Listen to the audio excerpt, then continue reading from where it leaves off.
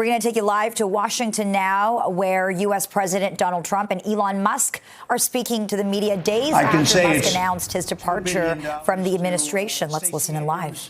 At our environmental movement, there was $100 in the account, and all of a sudden they found $2 billion in the account. And I assume that's being looked at. I don't know. I'm not sure. But I assume that's being looked at. Think of that, $2 billion. And then Lee will tell you there's another one over there for $20 billion being spent on another environmental question. $20 billion, not 20 million, a lot, not 200,000, which is a lot. So think of it, in her case, you have $100, and now all of a sudden she gets hit with an infusion of $2 billion just before I take office.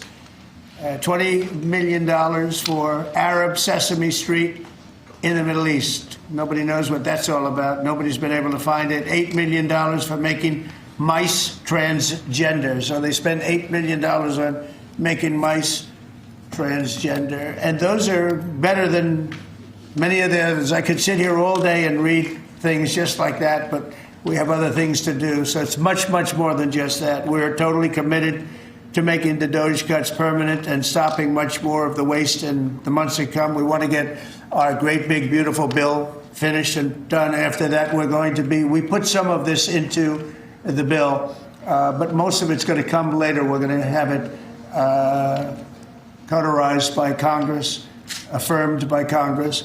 In some cases, we'll make cuts. In some cases, we'll just use it in a different layer to save the money. But it's hundreds of billions of dollars. DOGE has also fully modernized the federal retirement process and continues to work very hard on the IRS modernization. But we're taking that over with DOGE.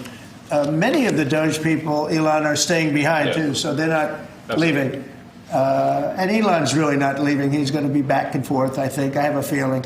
It's his baby, and I think he's going to be doing a lot of things. But Elon's service to America has been without comparison in modern history. He's already running one of the most innovative car companies in the world. You look at his factories and compare them with some of the old factories we have, and it's a big difference. And the most successful space company, and I guess in history, you would have to say the largest free speech platform on the internet, etc. Yet Elon willingly, with all of the success, he willingly accepted the outrageous abuse and slander and lies and attacks because he does love our country. I know that very much. He loves our country. He comes from another country, a country that's going through trials and tribulations, I would say. But he's all about the USA, and Americans owe him a great debt of gratitude. So I just want to thank Elon for his time as a special government employee. Can you imagine? They call him an employee, but it's a special government employee, and for coming and helping us. And he really has changed the mindset of a lot of people. A lot of people thought, maybe we'll cut 1% or 2% or 3%. Then they said, well, we can cut a lot more than that. And we're going to do it very surgically. We're going to continue on the march. We're making America great again. When I was in Saudi Arabia, and we were in, as you know, three really great countries, predominantly the three. Qatar was great. UAE was great. Saudi Arabia, incredible. Such an incredible experience to be in those three countries. But the Crown Prince of Saudi Arabia, and I must tell you, the great leaders of the other two that we just mentioned, they all said the same thing, that the United States is the hottest country right now anywhere in the world. And 6 months ago, we thought it was dead. It was like a dead country. And it would have been a dead country if we didn't have the right result on November 5th. There would have been a horrible, horrible situation was going on with the borders, with transgender for everyone, men playing in women's sports, and so much more. But they were saying the hottest country anywhere in the world. And then I played that little clip because that was one person who's respected, or two people, because Joe was in that one too. Joe's a good man. But that was one group of people saying something about the success of what we've done over the last 4 months. They cannot believe it. In the one case, they said they've never seen anything like it as long as they've been doing what they've been doing. They've been doing it for a long time. So I want to thank Elon for helping.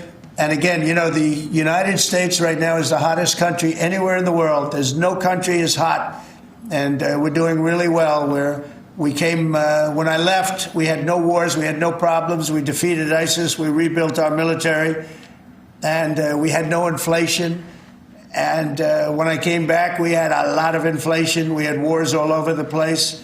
We had the embarrassment in Afghanistan where we gave up billions and billions of dollars of military equipment, the most embarrassing moment in the history of our country, I believe. I believe that strongly.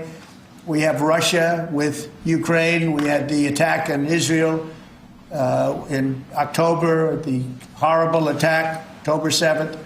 Horrible, horrible attack. Nobody's ever seen anything like it. And now we have something where we're really healing a lot of that. We stopped India and Pakistan from fighting. I believe that could have turned out into a nuclear disaster. And I want to thank the leaders of India, the leaders of Pakistan, and I want to thank my people also. We talked trade. And we said we can't trade with people that are shooting at each other and potentially using nuclear weapons. And they're great leaders. And